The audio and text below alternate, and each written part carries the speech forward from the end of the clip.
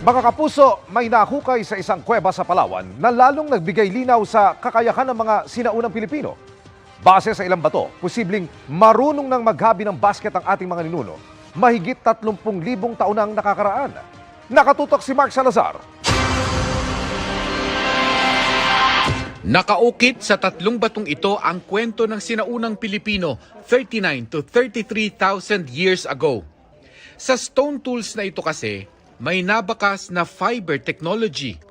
Ibig sabihin, nakakahimay na sila ng hibla ng halaman, gaya ng kawayan, posible para gumawa ng basket o kaya'y lubid.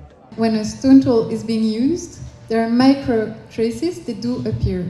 And these micro traces give us information about the materials that have been processed with the tools and the gestures which have been made.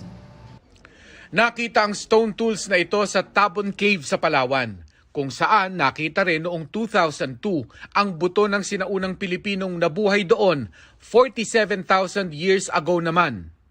Paano nga ba nabuhay ang mga prehistoric Pinoys? Kung kaya na nilang humabi ng kawayan at gumawa ng lubid, kaya na rin kaya nilang gumawa ng bahay? Were they really necessary living in caves, or are they seasonally, they just seasonally come there because of this kind of resources that are available at certain kinds of seasons, or they do actually live on houses similar to what we're having right now, like actual built houses on organic materials. We cannot actually verify that because, as we know, organic materials are not easily preserved. Kasabayan daw natin ang mga prehistoric Indonesian sa fiber technology. In Sulawesi, they actually discovered evidence of banana fibers in stone tools. And if you remember, banana fibers are another material that we use in weaving and basketry, the abaka.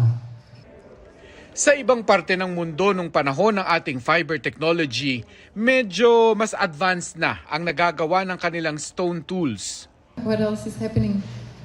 People are processing hides in Europe. In Sri Lanka, people are hunting monkeys using stone tools and bone points that were thrown using bow and, as arrows. There are already some jewelries that have been found as well, made of shells. Some are made of, in Europe, of the teeth of deers as well, ivory.